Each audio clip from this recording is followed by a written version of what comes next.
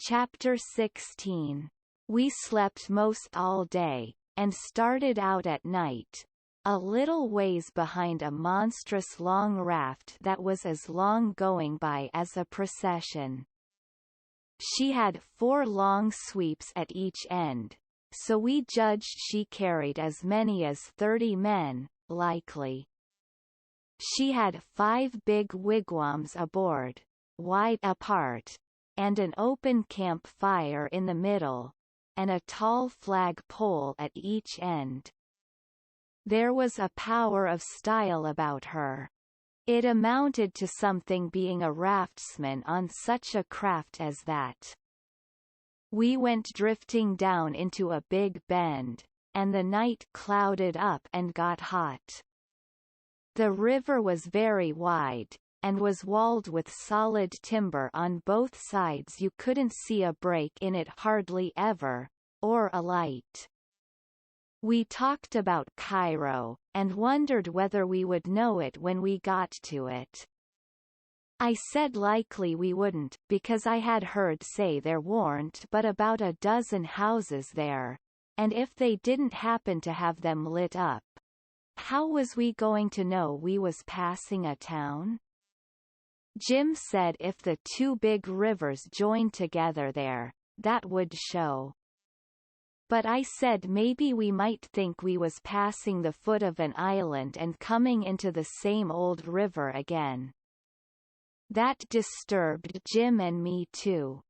So the question was, what to do? I said, paddle ashore the first time a light showed, and tell them Pap was behind, coming along with a trading scow, and was a green hand at the business, and wanted to know how far it was to Cairo. Jim thought it was a good idea, so we took a smoke on it and waited. There warn't nothing to do now but to look out sharp for the town, and not pass it without seeing it. He said he'd be mighty sure to see it, because he'd be a free man the minute he seen it, but if he missed it he'd be in a slave country again and no more show for freedom. Every little while he jumps up and says, "Dah she is?" But it warn't. It was jack-o'-lanterns, or lightning bugs, so he sat down again, and went to watching, same as before. Jim said it made him all over trembly and feverish to be so close to freedom. Well, I can tell you it made me all over trembly and feverish, too, to hear him, because I begun to get it through my head that he was most free and who was to blame for it. Why, me. I couldn't get that out of my conscience, no how nor no way. It got to troubling me so I couldn't rest, I couldn't stay still in one place. It hadn't ever come home to me before, what this thing was that I was doing. But now it did, and it stayed with me, and scorched me more and more. I tried to make out to myself that I warn't to blame, because I didn't run Jim off from his rightful owner, but it warn't no use. Conscience up and says, every time, but you knowed he was running for his freedom, and you could a paddled ashore and told somebody. That was so I couldn't get around that no way. That was where it pinched. Conscience says to me, what had poor Miss Watson done to you that you could see her nigger go off right under your eyes and never say one single word? What did that poor old woman do to you that you could treat her so mean? Why, she tried to learn you your book. She tried to learn you your manners. She tried to be good to you every way she knowed how. That's what she done. I got to feeling so mean and so miserable I most wished I was dead. I fidgeted up and down the raft, abusing myself to myself, and Jim was fidgeting up and down past me. We neither of us could keep still. Every time he danced around and says, "Das Cairo," it went through me like a shot, and I thought if it was Cairo I reckoned I would die of miserableness. Jim talked out loud all the time while I was talking to myself. He was saying how the first thing he would do when he got to a free state he would go to saving up money and never spend a single cent, and when he got enough he would buy his wife, which was owned on a farm close to where Miss Watson lived, and then they would both work to buy the 2 children, and if their master wouldn't sell them, they'd get an abolitionist to go and steal them. It most froze me to hear such talk. He wouldn't ever dared to talk such talk in his life before. Just see what a difference it made in him the minute he judged he was about free. It was according to the old saying, "Give a nigger an inch and he'll take an ell." Thinks I, this is what comes of my not thinking.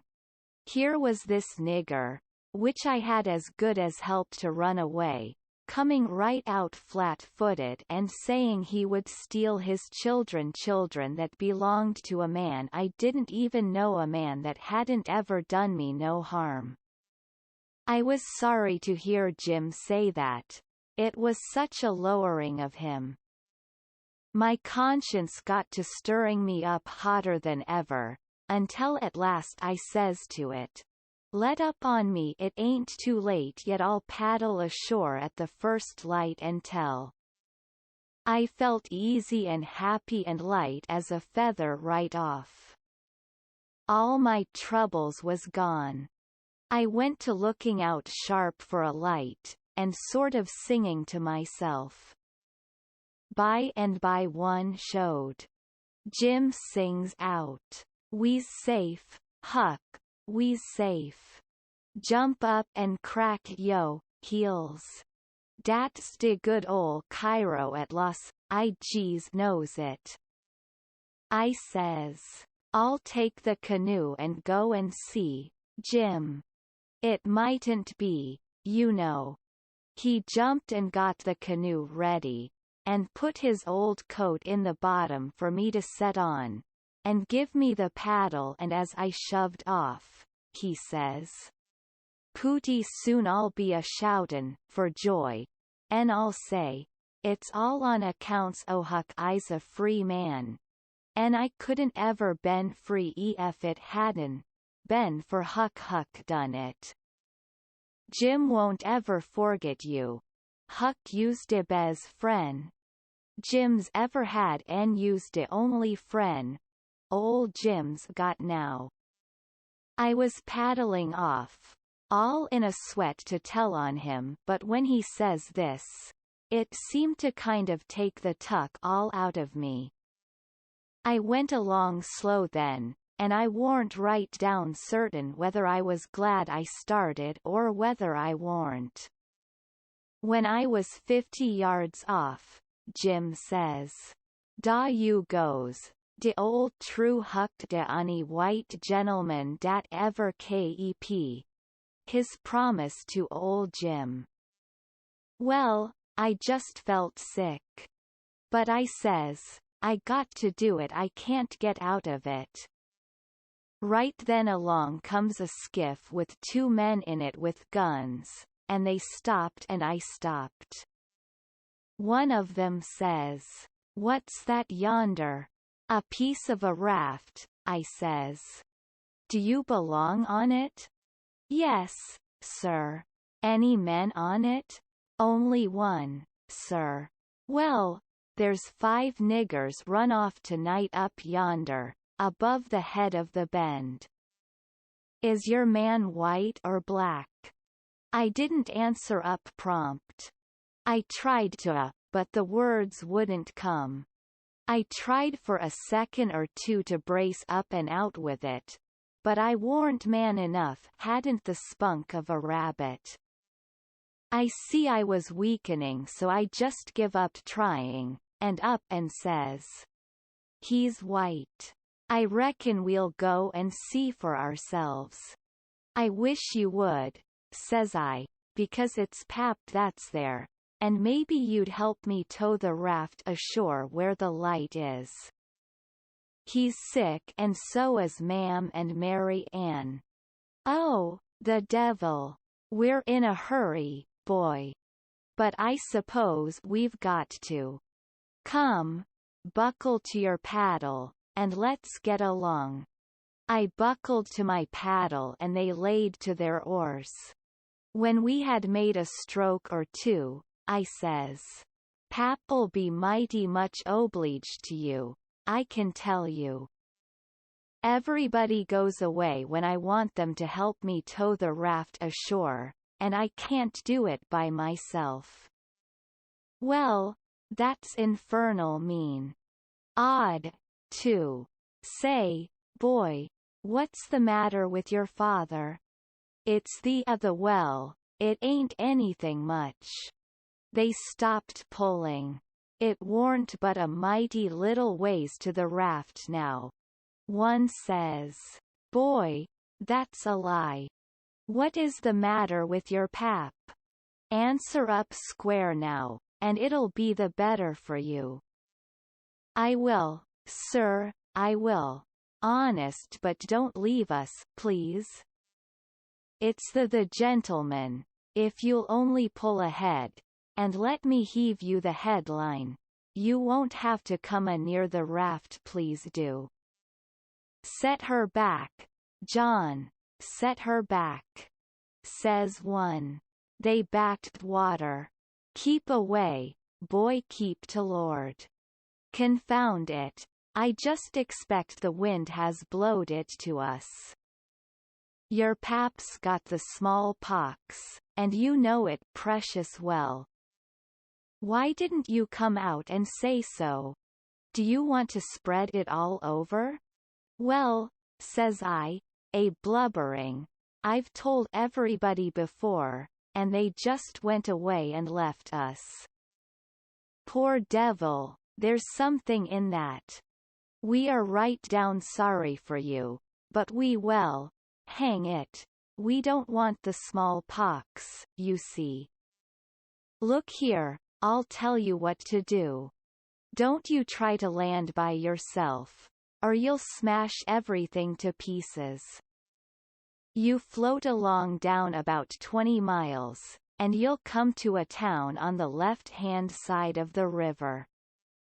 It will be long after sun up then, and when you ask for help you tell them your folks are all down with chills and fever. Don't be a fool again, and let people guess what is the matter. Now we're trying to do you a kindness, so you just put 20 miles between us. That's a good boy. It wouldn't do any good to land yonder where the light is, it's only a wood yard. Say, I reckon your father's poor, and I'm bound to say he's in pretty hard luck. Here, I'll put a $20 gold piece on this board, and you get it when it floats by. I feel mighty mean to leave you, but my kingdom. It won't do to fool with smallpox, don't you see?" "Hold on, Parker," says the other man. "Here's a 20 to put on the board for me." "Goodbye, boy, you do as Mr. Parker told you, and you'll be all right."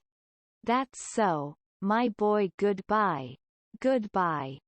If you see any runaway niggers you get help and nab them, and you can make some money by it." "Goodbye, sir," says I won't let no runaway niggers get by me if I can help it. They went off and I got aboard the raft, feeling bad and low, because I knowed very well I had done wrong, and I see it warn't no use for me to try to learn to do right a body that don't get started right when he's little ain't got no show. When the pinch comes there ain't nothing to back him up and keep him to his work, and so he gets beat. Then I thought a minute, and says to myself, hold on, suppose you'd a done right and give Jim up. Would you felt better than what you do now? No, says I. I'd feel bad. I'd feel just the same way I do now. Well, then, says I. What's the use you learning to do right when it's troublesome to do right and ain't no trouble to do wrong, and the wages is just the same?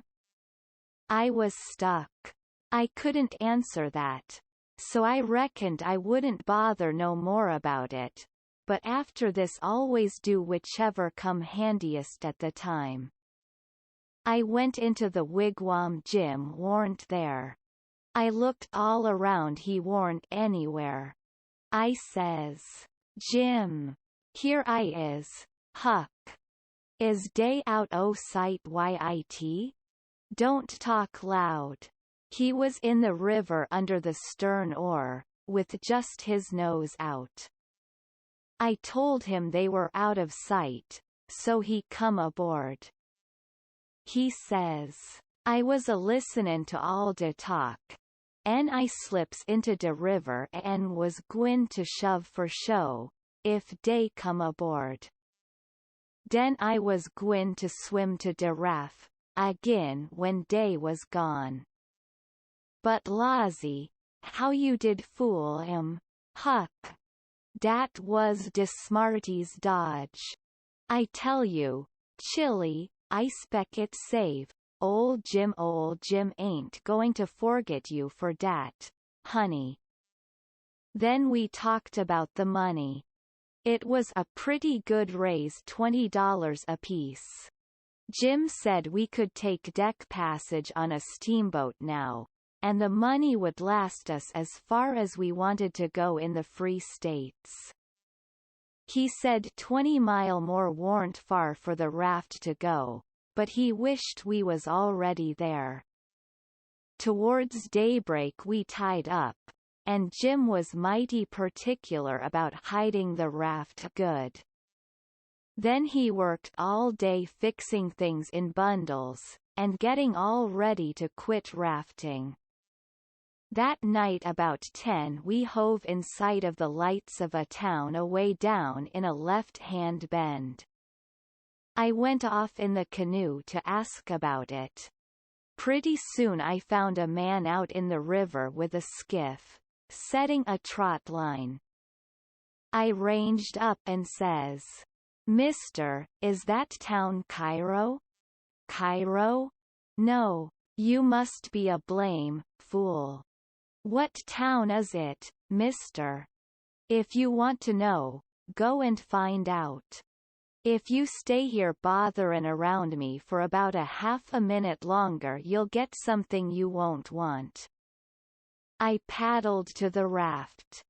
Jim was awful disappointed, but I said never mind. Cairo would be the next place, I reckoned. We passed another town before daylight, and I was going out again but it was high ground, so I didn't go. No high ground about Cairo, Jim said. I had forgot it. We laid up for the day on a towhead tolerable close to the left-hand bank. I begun to suspicion something. So did Jim. I says, maybe we went by Cairo in the fog that night. He says, don't, please talk about it, Huck. Po, niggers can't have no luck. IAW lose. Spected dat rattlesnake skin warn't done wid its work. I wish I'd never seen that snake skin. Jim, I do wish I'd never laid eyes on it. It ain't yo fault. Huck, you didn't know. Don't you blame yoself 'bout it.